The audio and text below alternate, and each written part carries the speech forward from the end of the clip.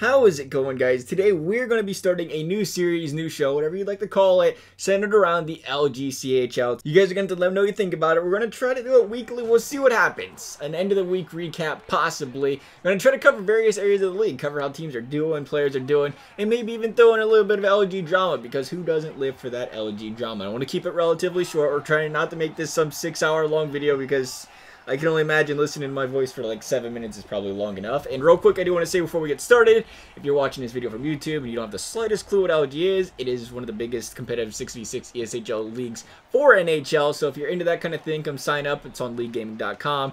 And you can come check out and see how bad I am. It's a pretty good time. So real quick, let's do a standings recap. For those who don't know how to go over there, click on the standings button and check yourself, right? The Sea Dogs and Shawinigan currently tied atop the QMJ with 55 points. Avery's team would be up there alone, but it wouldn't be an Avery-owned team if he didn't get a few game overturns thrown in there. The WHL Western race is currently led by the Victoria Rose, if you really want to call it a race. Pretty sure they give the winner of this conference a participation trophy or the "Hey, congrats, you played Sam and Soda the least this season" award. The WHL Eastern is led by the Medicine Hat Tigers, and I really don't know what to think of the WHL right now because the schedule's currently messed up and you don't even play everybody in the WHL. You only play the teams in your conference, so if you're, say, the Victoria Rose, you literally play the same 9 teams all season. And then there's the Owen Sound Attack and Hamilton Bulldogs, who both lead their respective conferences in the OHL. Not a big surprise to anyone that's followed their management in the past seasons, and by seasons past, I mean the last 38 seasons Latvia and Deceptive have spent dodging the upper leagues. One segment I would like to do every single week is the 3 stars of the week, where we're going to have 1 forward, 1 defenseman, and 1 goalie select. And this is an area where I could use some help from you guys if I somehow manage to actually do this for more than a week. And to be honest, there's probably a better chance Coach Reebok goes out there and plays a team above 500 sometime this season. But I'm obviously not going to be able to go out there and go through 900 player stats every single week. So if I miss a guy on your team, I apologize. I stocked up on the baby powder just for that reason.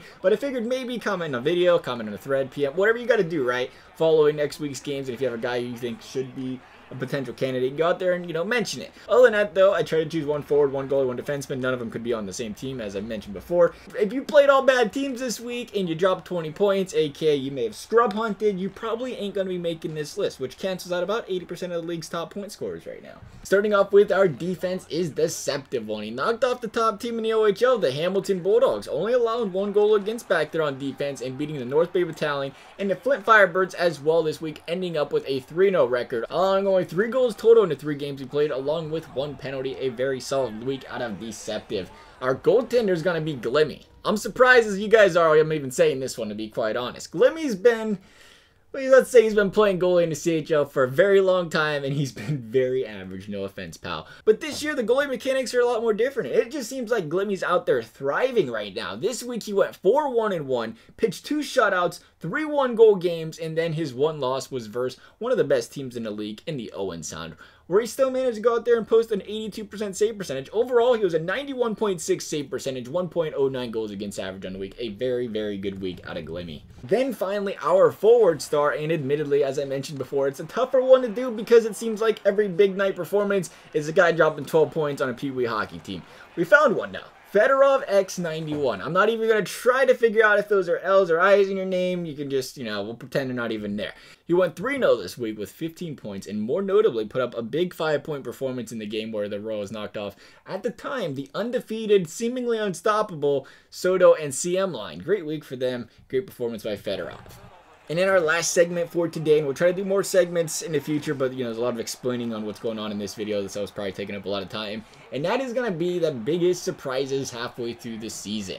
And where else will we start than Valdor, 15-20, riding a 6-game losing streak. A team a lot of people were quite scared of at the beginning of the season, calling him out as a Mem Cup favorite. And it was definitely going to be something interesting when we seen that team was built, how the team was going to do. It looked like they had more scrum hunters than they did bad teams to go around. And it seems to be showing now, 15-20, and admittedly, I don't think the QMJ is this stacked conference. To say 15-20 is anywhere close to acceptable. And there seems to be some big cracks in the foundation right here. Our boys played these guys the other day, waited like 25 minutes for them to play, and supposedly didn't even have any contact from anybody on their manager for 20 minutes, and blah, da, da, da, da. I don't know, I'm not a manager, I'm glad. I do not miss it at all. Anyway, they proceed to take a forfeit, just to somehow later have it rescheduled, and then, proceed to go out there and romp all over them 7-2. I bet that was worth it, wasn't it, Yeti?